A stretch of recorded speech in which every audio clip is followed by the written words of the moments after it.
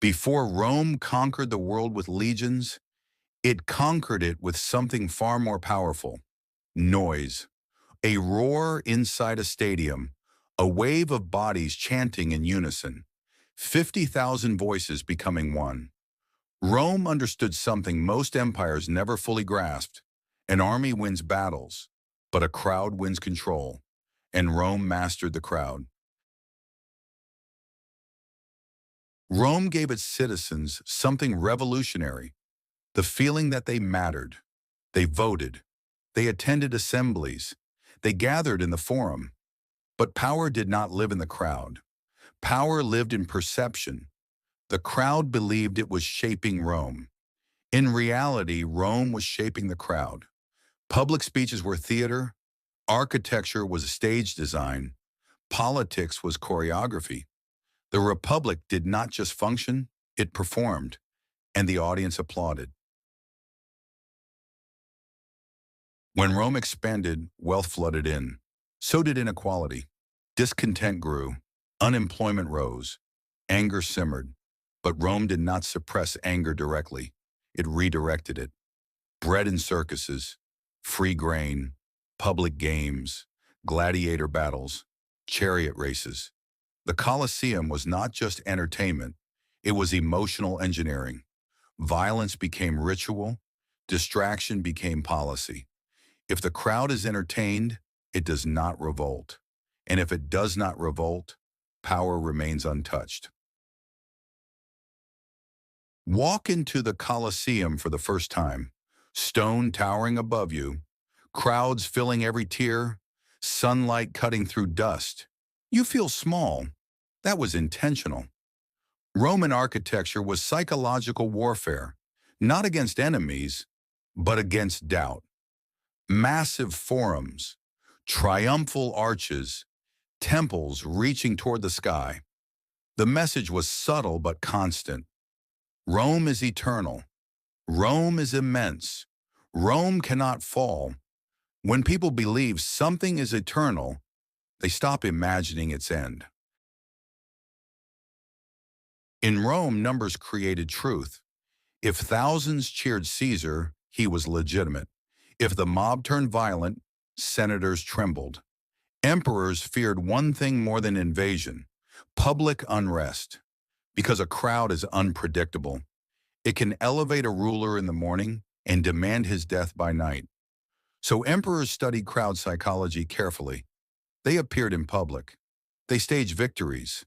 They funded festivals. They did not rule from isolation. They ruled through visibility.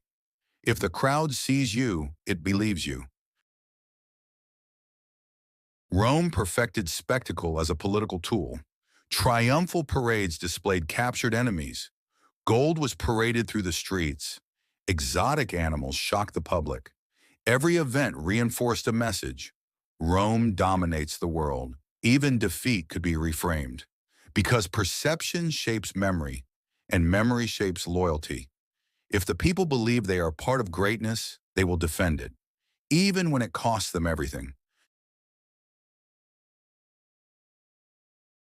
Crowds were not just controlled, they were deployed.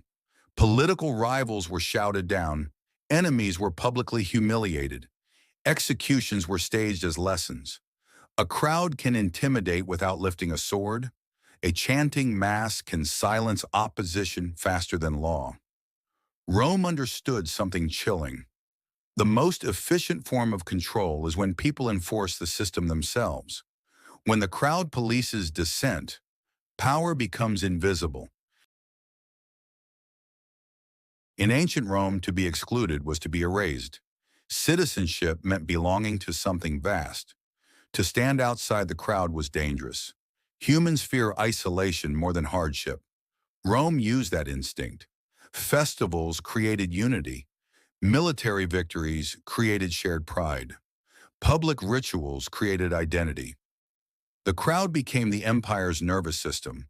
If you were part of it, you felt powerful. If you were outside it, you felt nothing. But there was a flaw.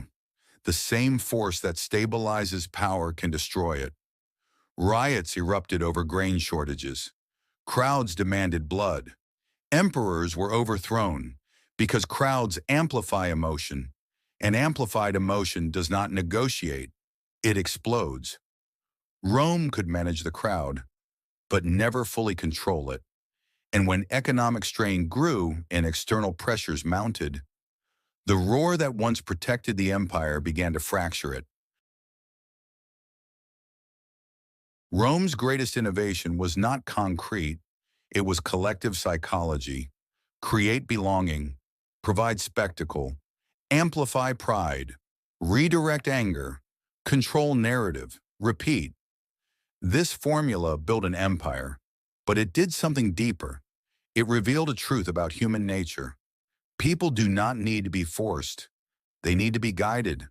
If you shape perception, you shape behavior. And if you shape behavior at scale, you shape history.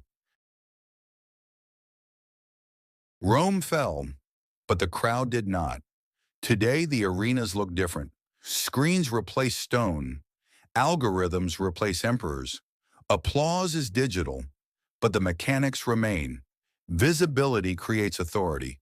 Numbers create legitimacy. Emotion spreads faster than logic. Modern systems still understand. If the crowd is focused, power is stable. If the crowd is distracted, power moves quietly. If the crowd is divided, power consolidates. The weapon never vanished, it evolved. Stand in the ruins of Rome today. The stone is cracked, the seats are empty, the noise is gone. But if you listen carefully, you can almost hear it. The roar that built an empire, the crowd that stabilized power, the weapon that required no blade. Rome did not conquer the world only with legions. It conquered it with perception, and perception still rules.